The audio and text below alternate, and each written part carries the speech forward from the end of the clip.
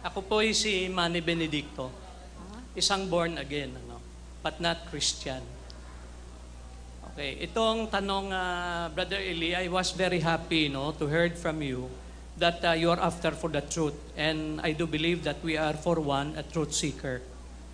Okay, ganito yung unang pahayag ko.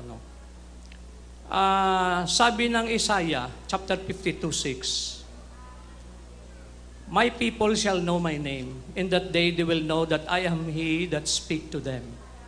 Okay. Ganito ngayon,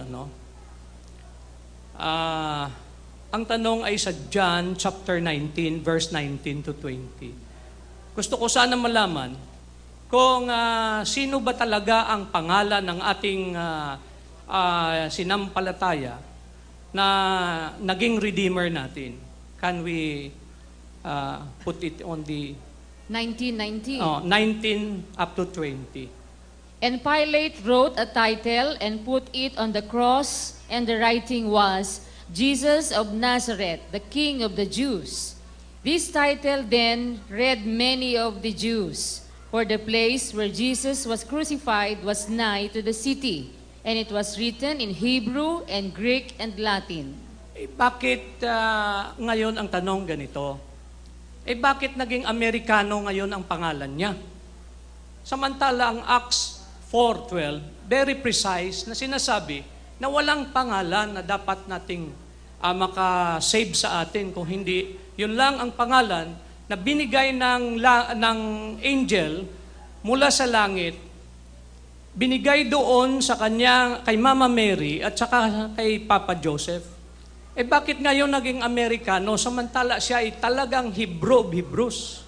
And his name was given from above and not only perceived by the minds of men. Alam nyo, ang sagot ko, dun sa very same verse that you have used, basahin uli natin ang 19:19 of the book of John. And Pilate wrote a title and put it on the cross. And the writing was, "Jesus of Nazareth, the King of the Jews." This title then read many of the Jews, for the place where Jesus was crucified was nigh to the city. And it was written in Hebrew, in Greek, and in Latin. Yan. Sa Latin, ang Jesus po, hindi Jesus. Sa Latin, Jesus. Iesu. Sa Greek, Iesu. Sa Hebrew, Yahshua. Yan po. Isinulat, tatlo nilagay ni Pilato. Hindi niya naman pwedeng isinulat niya sa Greek. Hebrew pa rin ang susulat niya. Isinulat nga sa Greek At isinulat sa Latin, Hebrew pa rin susulat. Hindi po. Meron pong transliteration even in names.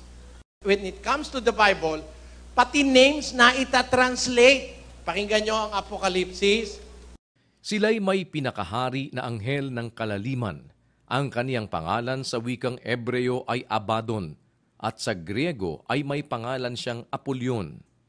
And they had a king over them, which is the angel of the bottomless pit, whose name in Hebrew tongue is Abaddon, but in Greek tongue hath his name Apollyon. Now, pumapayag ba ang Diyos na yung name maiba? Pumapayag. Sa Hebrew, Abaddon. Sa Greek, Apollyon. Si Kristo. Sa Hebrew, Yahshua Messiah. Sa Hebrew po yon. Pero nung isulat po ni Saint Paul ang kanyang epistles, isinulat ito sa Greek. He did not use the word Messiah or Yahshua. He used the words Jesus or Jesus Christos. Sa Greek po kasi, yung Yahshua, ang katumbas noon, Jesus. Yesu. Yun namang Messiah, ang katumbas po, Kristo o Christos. Kaya po, kung gigrego mo, gigreek mo, Jesus Christos or Yesu Cristo. Pag in Spanish mo, Jesu Cristo. Pag tinagalog mo, como tayo, naging alipin ng Kastila, nahawa na tayo dun sa Silya. Oh. Ito, sa talagang Tagalog, tawag dito, salumpuit eh. Salumpuit. Ewan ko sa inyo, sa Iloilo, kung anong tawag dito. Silya to eh. Silya po ito eh. Kastila yung Silya eh. Pero ginagamit natin, legal yun. Ganon din po, kapatid, ganito kasi. Alam ko po ang punto nyo. Ang tao po nung una, iisa lang ang salita. 11:1 ng Henesis. At ang buong lupa ay iisa ang wika at iisa ang salita. Okay, wala po tayong problema nung umpisa. Iisa lang naman ang wika natin eh. Nung umpisa. Pero, sabi ng Diyos sa kanila, kumalat kayo sa lupa. Kasi ayaw ng Diyos nung, bawa, taga-Rumblong ka, taga-Aklan ka, lahat tayo dito titira sa Iloilo. Mapupuno ang Iloilo, masisira ang balance of nature, pati ecology masisira. Ayaw nilang maghiwa-hiwalay, nagtayo sila lang mataas na tore. Ang tawag puro yung tore ni Babel. Ayaw nilang maghiwa-hiwalay, para kapag nakita natin yung taluktok ng tore, kahit napalayo tayo, makakabalik tayo. So meaning, they are defiant of God's commandment na kumalat sila. Gusto ng Diyos, kalatan nyo lupa, kalatan nyo. Gusto nila nakaipon. Alam ng Diyos, mas mapapasama ang tao pag nakaipon tayo. Halimbawa, nagkapiste, magkakaipon tayo, lahat tayo mapipiste. Patay tayo lahat. Kagaya nung Essene community. Yung Essene community na nagsusulat ng Biblia, nung magkaroon po ng isang malaking catastrophe sa shores of the Dead Sea, namatay lahat sila. Kasi sama-sama sila eh. Parang ganito, ang lahat ng itlog ng manok mo, pinagsama-sama mo sa isang basket, pag nahulog yon, basag lahat ang itlog mo. Di ba? Kaya ang gusto ng Diyos sa tao, maghiwa-hiwalay kanya-kanyang lugar. 17 ng gawa, basa. At ginawa niya sa isa ang bawat bansa ng mga tao upang magsipanahan sa balat ng buong lupa na itinakda ang kanilang talagang ayos ng kapanahunan at hangganan ng kanilang tahanan. So binigyan tayo ng kanya-kanyang tahanan. Ang Iloilo for the Ilonggos. Ang Samar for the Samareños. Tamo, miski nga salita, magkaiba eh. Nahihilo lang ako rito eh. Pag nasa Bacolod, iba sinasabi. Pag dito, kaya sabi ko, matagal akong matututo ng wika nyo. Iba-iba eh. Ano pa ibig ko sabihin? Nung umpisa, isa lang ang wika ng tao sa buong mundo. Kaya lang, para maghiwa-hiwalay sila, binigyan sila ng Diyos ng iba-ibang wika. Ang Diyos mismo nagbigay ng iba-ibang wika. Tutol tayo. Kaya, kung Bisaya ka, talk to God by your tongue. Ginoo. Doon naman sa amin sa Ilocos, Apo Diyos. Sa Kapampangan naman, Ginoo. Oh. Sabi naman ng German, God. Sabi niya.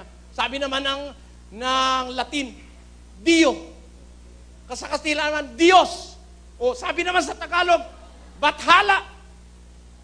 Pare-pareho yun eh. Magkakaibang wika. Ngayon pipilit mo, nasa Bisaya ka, Ebreo pa rin. Mali naman yun. Kaya nga, binisaya na tayo, binigyan na tayo ng sariling wika. Kaya sa Tagalog, ama namin.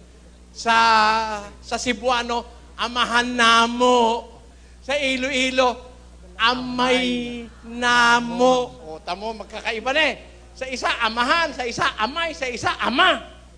O, pareho rin yun eh. May kanya-kanya na nga tayong wika. Ano po ibig ko sabihin?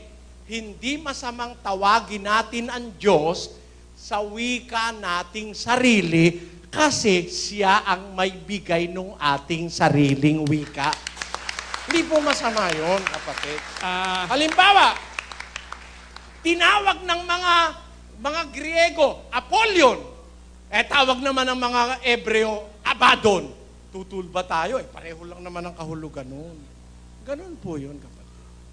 Brother Eli, I'm very glad. Hindi na, talagang ako'y natutuwa dahil naisulat mo doon yung tunay na pangalan ng ating Panginoon. Pero hindi ho natin alam ang pronunciation. No? I will read for everybody to hear. Hindi po, Pwede hindi ba? natin... Pero kasi alam ko basahin yan eh. Yod, He, Wow, He. Ibig sabihin, Yahoo. Hindi po, kapatid. I'm sorry, Eto po no? yan. Mayroon akong Biblia rito na Hebrew eh. Meron din po ako. Okay. So, thanks. Ganito Hindi po. ako, I'm not Sandali lang against po, you. sandali kapatid. Ito, kung basahin, mula sa kanan pa kaliwa. Okay. Y, H, W, H. Yod, He, Vav, He. Yan. Hindi huya-huyan eh. I'm sorry, brother. Wala hong vowels yan eh. Nobody knows how to pronounce this dahil walang vowels yan. Wala pong vowels yan, kapatid. You are, Huwag mo natin dadagdagan. Nasa Biblia, walang vowels. And nobody now can boast to know which vowels were used. A, E, I, O, U. May nagpipresume yung Yahweh. Y-H-W-H. Ilagay mo. Yan. hindi Yung naman iba, tama ang yan. ginawa nila, YHWH, nilagyan nila ito ng vowels. Nilagyan ng A, nilagyan ng E. O di naging Yahweh. Sabi ho ng iba yon Yahweh. Kung maglalagay tayo, hindi na tayo magkakasundo. Lagay mo, lagay ko. Walang kwenta yon. Let us stick to the original. Ganun po yun. Brother Eli, we will find out, no? Kung tama yung sa iyo, wala namang problema kasi truth seeker ka, as I have said, like me. Tingnan natin yung Hebrew, chapter 1, verse 4. Ano bang inilagay doon?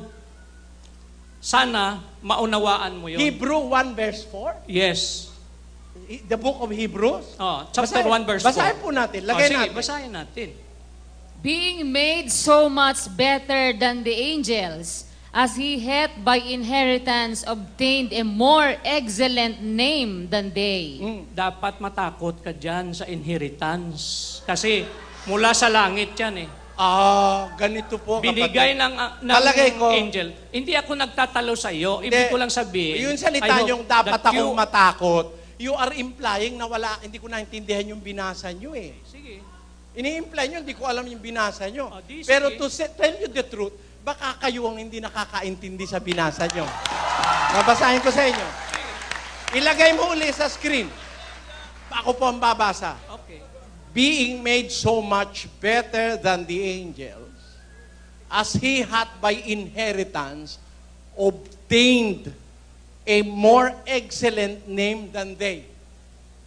What is that more excellent name that was obtained by Jesus Christ, more excellent than angels?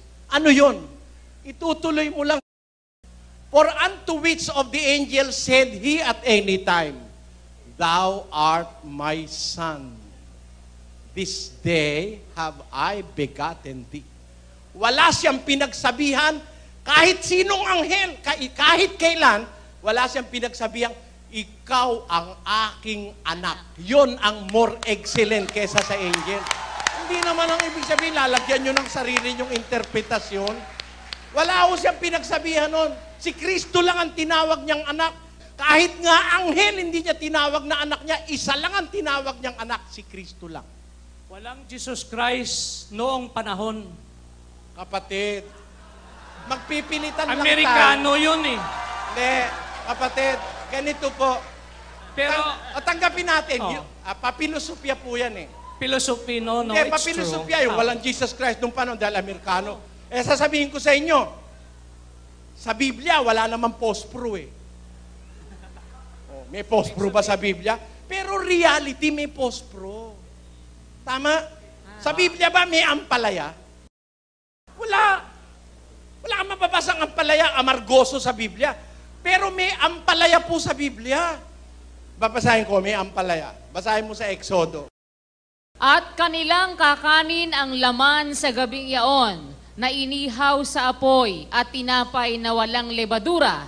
Kakanin nilang kaulam ng mapapait na gulay. Ampalaya ba kasama ron? Gulay ba ampalaya? Mapait ba? O may ampalaya ba sa Biblia? Pero walang salitang ampalaya sa Biblia.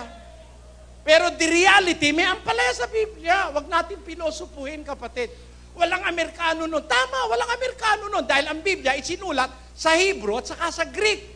Pero, nung isulat ba sa Greek, meron bang Yesu Kristo? Meron. Si Pablo nga sa Greek nagsulat eh. Ang katunayan, si San Lucas, hindi marunong ng Hebrew. Ang nagsulat ng Book of Luke at ang nagsulat ng Acts of the Apostles, si San Lucas, siya po'y isang Griego. Hindi po siya Ebreo. Paano siya magsusulat sa Ebreo? Nakita nyo? Merong writers of the New Testament book na Greek ang ginamit. Tapos gusto mo palaging Ebreo. Hindi makatwiran yon.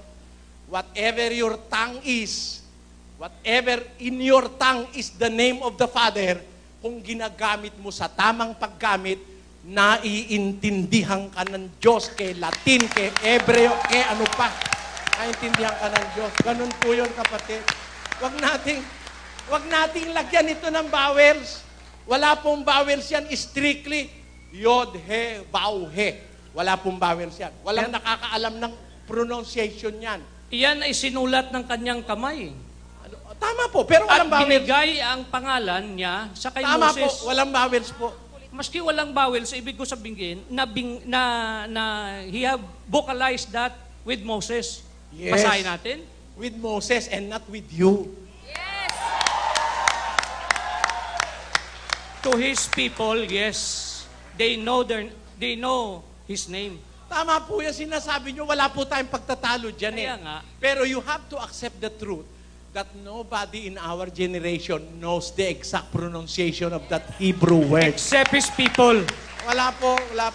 He wrote that. Sabi mo, tama. Especially Filipinos. Ang Pilipino magsasabi sa akin, alam niya exact pronunciation. How dare you? Saan ka kukuha ng batayan? Meron ka bang tape recorded message para sabihin mong yawo? Yan ang ibig sabihin? Panluloko mo sa kapwa Pilipino yan, kapatid. Wala yan.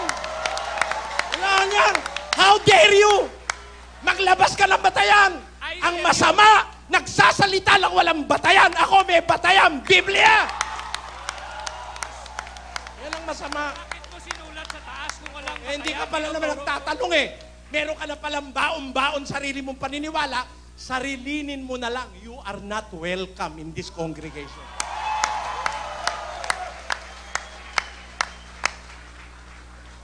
Sarilinin mo na lang, kapatid. Masyado ka palang pantas sa sarili mo eh. Maglabas ka ng batayan. Meron ka bang tape recorded ng conversation ni Moses at saka ng Diyos? Wala nga eh. Para ipilit mo sa kongregasyon namin yon, hindi kami papayag. We respect the Bible. We are trying to learn the Bible, not hearsays from people who are unscrupulous. I am sorry.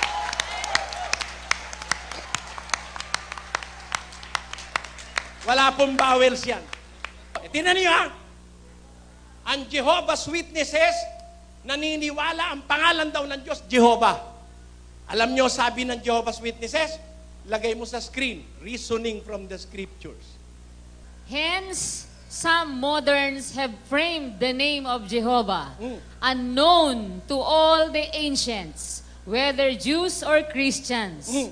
For the true pronunciation of the name, which is in the Hebrew text, by long disuse, is now quite lost. Kita nyo? The pronunciation was lost. For long disuse, the pronunciation was lost. Nobody now knows the exact pronunciation. It can be Yahweh, sabi nila. It can be Yewa. It can be Yowo. Masama naman pagka sa Iloilo ko sinabi. It can be. Masama naman yun. Kaya mahirap yung mag-i-speculate tayo, mga kapatid. Let us be content of what is written at doon tayo maliligtas, kapatid. Naintindihan niyo po punto ko, mga kapatid? Ayoko pong mag-speculate. Ayoko. So ayoko rin na makapasok sa congregation namin ang espekulasyon ng kahit na sino. Yung mga most trusted students and researchers of the scriptures admit that the pronunciation was lost. Hindi ginagamit eh. Walang vowels eh. Eh nung una, kung basahin ng mga Hebrews yun, sinusupply nila yung right vowels. Eh, ngayon, sino magsusupply? Eh kagaya nun, sabi nung iba, yung nagsalin, kayo ba kapatid, naniniwala kayo? Pakilagay mo nga yung yung 110 sa English, sa Good News Bible. Yung Biblia pinagtulungang i-translate ng Katoliko at ng Protestante. Pakinggan niyo po. The Lord said to my Lord, sit here at my right side until I put your enemies under your feet. Tanyo, sinasabi rito ni David, the Lord said to my Lord. Dalawang Lord. Tawag niya Lord. Diba sabi mo kay David, ba't hindi mo tinawag na Yahweh o Yahoo? Gusto niya Lord, ano pakialam mo? Yun ang nakasulat eh. Oh. Sabi naman nung iba, Yahweh naman daw. Lagay mo yung may Yahweh. Sinabi ni Yahweh, sa hari ko't Panginoon, maupo ka sa kanan ko. Nung i-translate po ng Katoliko at Protestante ang Biblia, pinalitan nila yung Lord ng Yahweh. Bakit Yahweh? Kung babasahin mo naman, yung translation ng Jehovah's Witnesses, ang inilagay naman, Jehovah. Ha? Tanungin ko kayo. Sino mas learned? Sino mas matalino? Yung bisita natin o lahat ng paring Katoliko, lahat ng Protestante, lahat ng Jehovah's Witnesses, pag samasamahin mo, bukod tangi, hindi nila alam lahat. Alam nitong ating bisita. Come on. Come on naman. Hindi naman ako nang hahamak ng kapwa. Kailangan ko lang naman pruweba eh. Kailangan pruweba. Dapat may batayan. When you sing, you begin with Do, Re, Mi. When you read, you begin with A, B, C. When you sing, you begin with Do, Re, Mi. Do, Re, Mi. The first three notes just happen to be Do, Re, Mi. Do, Re, Mi. Do, Re, Mi, Fa, Sol, La, Si. Do, a deer, a female deer. Re, a drop of golden sun. Mi, a name I call myself. Fa, a long, long way to run. O, tamo, pag meron tono, nakakaintindihan tayo eh. Ilagay natin sa tono. Ang tono ang kasulatan. Pag wala sa Biblia, wala sa tono. Naintindihan niyo mga kapatid? Pag wala sa Biblia, wala sa tono. Huwag tayong magyabang. Huwag tayong magyabang. Alam mo ang pronunciation nito? Kayabangan lang yun, di totoo yun. Hindi totoo. Hindi totoo. There is no way of knowing now the exact pronunciation of that Hebrew word. What we can say now, ito. Alam niyo, tuturuan ko kayo ng sikreto ng Biblia, mga kapatid. Sabi Jehovah's Witnesses, Jehovah raw pangalan ng Diyos. Sabi naman daw niya, Yohu. Ha? Sabi naman nung iba, Zeus. Sabi, kahit sino pa magsabi, kanya-kanya silang sabi. Tanong, ikaw ba anak ng Diyos? Kung tinatanggap mong anak ka ng Diyos, naglilingkod ka sa Diyos, tatawag ka sa Diyos, ano tatawag mo sa Kanya? Jehovah? Hindi. Anak ka, tawag mo sa Kanya, Ama namin, nasa langit ka, Our Father, which art in heaven, hallowed be thy name. Thy kingdom come, thy will be done in earth as it is in heaven. Alam nyo to ha? Give us this day our daily and forgive our debts as we forgive our debtors. And lead us not into temptation, but deliver us from evil. For thine is the kingdom and the power and the glory forever.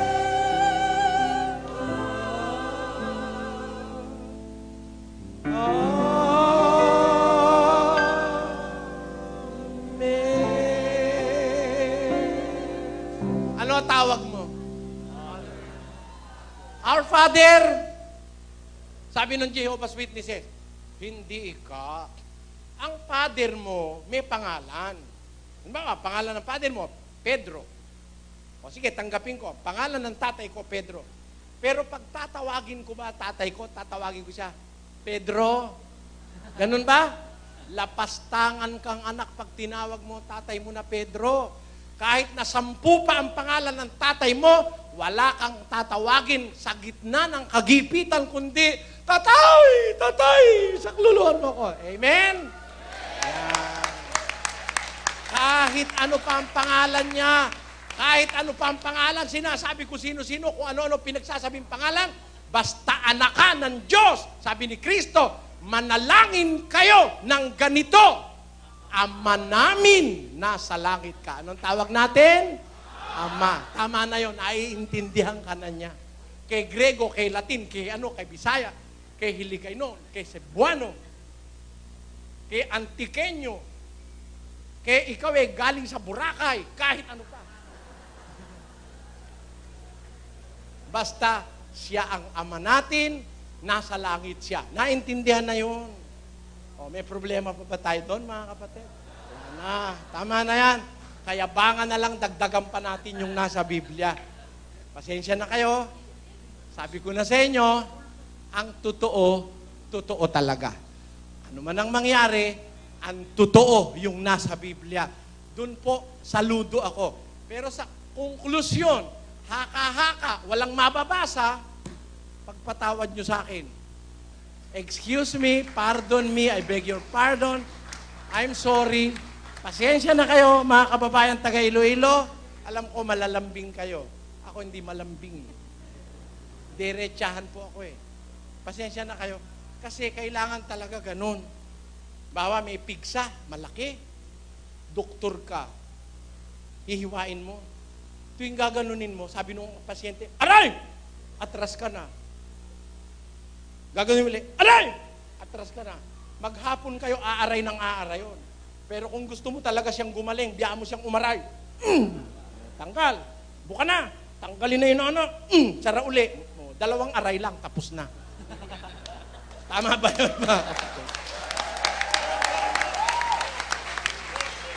Salamat po. Sana basbasan ng Diyos ang bayang ito ng Iloilo. At sana magtagumpay kayo, mga kapatid, sa inyong paghahanap sa katotohanan.